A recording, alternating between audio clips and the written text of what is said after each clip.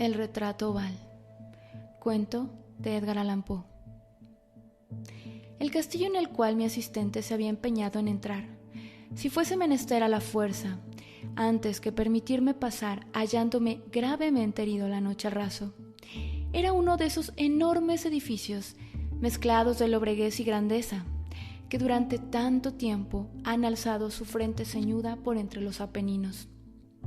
No menos en la realidad que en las novelas de la señora Radcliffe, según todas las apariencias, había sido abandonado temporalmente y en época muy cercana. Nos instalamos en una de las habitaciones más pequeñas y menos suntuosamente amuebladas. Estaba situada en una apartada torre del edificio. Su ornamentación era rica, pero ajada y vetusta. Sus paredes estaban colgadas de tapices y ornadas con diversos y multiformes trofeos heráldicos, junto con inusitada numerosidad de pinturas modernas, muy garbosas, en marcos de rico arabesco de oro. Por aquellas pinturas que pendían de las paredes, no solo en sus principales superficies, sino hasta en los muchos rincones que la extravagante arquitectura del castillo hacía necesarios. Por aquellas pinturas, mi delirio incipiente, quizás, había despertado en mí profundo interés, de manera que ordené a Pedro cerrase los macizos postigos de la habitación, pues que ya era de noche, que encendiese los picos de un grande candelabro que se alzaba junto a la cabecera de mi cama, y que corriese de par en par las floqueadas cortinas de negro terciopelo que envolvían también la cama. Quise que se hiciera todo aquello para poder entregarme, si no al sueño, a lo menos, alternativamente, a la contemplación de aquellos cuadros y a la muy atenta lectura de un pequeño volumen que habíamos hallado sobre la almohada y que contenía la crítica y la descripción de ellos. Largamente leí, largamente y devotamente contemplé. Rápida y magníficamente pasaron las horas y llegó la plena medianoche. La posición del candelabro me desplacía y alargando mi mano con dificultad, por no despertar a mi adormecido asistente, lo coloqué de manera que sus rayos cayesen más de lleno sobre el libro. Pero aquella acción produjo un efecto completamente inesperado. Los rayos de las numerosas bujías, porque había muchas, caían ahora dentro de un nicho de la habitación, el cual, hasta entonces, había sido dejado en profunda oscuridad por uno de los postes de la cama. Y por ello pude ver vivamente iluminado un retrato que me había pasado completamente inadvertido. Era el retrato de una niña que apenas comenzaba a ser mujer. Miré precipitadamente aquella pintura y acto seguido cerré los ojos. ¿Por qué hice aquello? No fue claro al primer pronto, ni para mi propia percepción, pero mientras mis párpados quedaban cerrados de aquella manera, recorrí en mi espíritu los motivos que había tenido para cerrarlos. Había sido un movimiento impulsivo para ganar tiempo de pensar, para asegurarme de que mi visión no me había engañado, para calmar y dominar mi fantasía y dedicarme a una contemplación más juiciosa y verídica. Al cabo de muy pocos momentos, miré otra vez fijamente a la pintura. Lo que yo entonces veía con justeza, no podía ni quería dudarlo, porque el primer resplandor de las bujías sobre el lienzo había parecido disipar el soñoliento sopor que se estaba apoderando de mis sentidos y volverme con sobresalto a la vida despierta. El retrato, ya lo he dicho, era el de una joven. Se reducía a la cabeza y hombros, hecho a la manera que técnicamente suele llamarse de viñeta. Tenía mucho del estilo de las cabezas favoritas de Sully.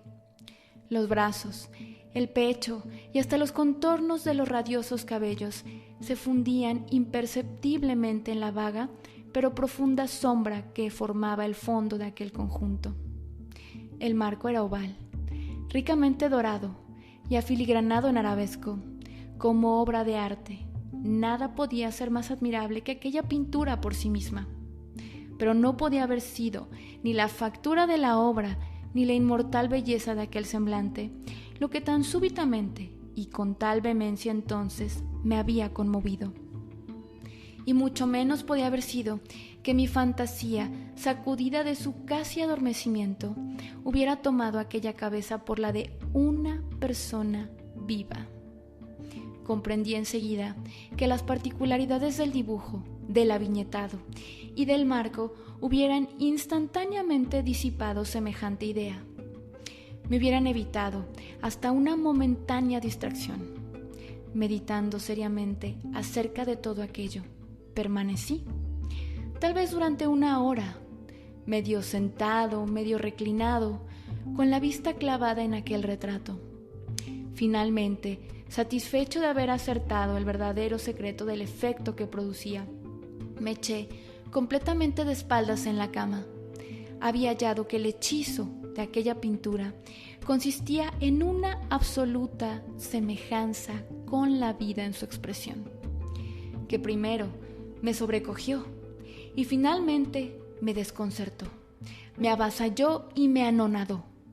Con profundo y respetuoso temor, volví a colocar el candelabro en su posición primera. Una vez quedó apartada de mi vista la causa de mi profunda agitación, escudriñé ansiosamente el volumen que trataba de aquellas pinturas y de sus historias.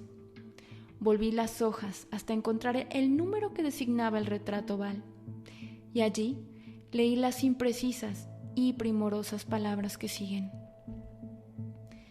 Era una doncella de singularísima belleza y no menos amable que llena de alegría, pero funesta fue la hora en que ella vio y amó y se casó con el pintor. Él, apasionado, estudioso, austero y que tenía ya una esposa en su arte. Ella, una doncella de rarísima belleza y no menos amable que llena de alegría, toda luz y sonrisas y juguetona como un acervatillo, amante y cariñosa para todas las cosas de este mundo. Solo aborrecía el arte, que era su rival. Solo temía a la paleta y los pinceles y otros enfadosos instrumentos que la privaban de la presencia de su amado. Fue, pues, cosa terrible para aquella señora oír hablar al pintor de su deseo de retratar también a su joven esposa. Pero ella era humilde y obediente, y se estuvo dócilmente sentada durante muchas semanas en la sombría y elevada cámara de la torre, donde la luz caía sobre el lienzo solo desde arriba. Pero él, el pintor, tomó suma afición a su obra, que iba adelantando hora por hora y día por día, y él era un hombre apasionado y vehemente y caprichoso, que se perdía siempre en fantaseos, de tal modo que no quería ver como aquella luz que se derramaba tan lúgubremente en aquella solitaria torre marchitaba la salud y el ánimo de su esposa, a quien todos veían consumirse, menos él.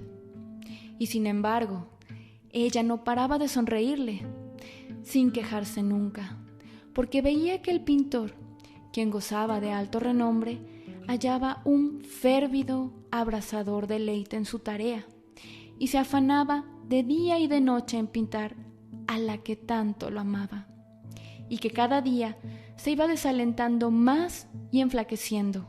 Y, la verdad sea dicha, algunos que contemplaron el retrato hablaron de su parecido en quedas palabras, como de una vigorosa maravilla y demostración no sólo del talento del pintor, sino de su amor profundo por aquella, a quien pintaba de modo tan excelso.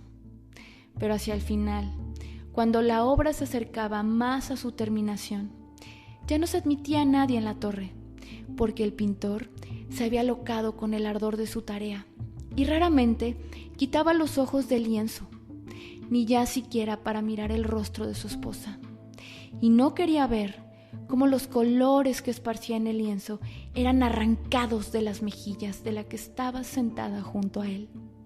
Y cuando hubieron pasado muchas semanas más, y quedaba ya muy poco por hacer, salvo una pincelada sobre la boca y un toque en los ojos. El espíritu de la señora vaciló, al mismo tiempo como la llama en la concavidad de una lámpara. Y luego la pincelada fue puesta, y luego el toque fue dado, y, por el momento, el pintor se quedó arrobado delante de la obra que acababa de trabajar.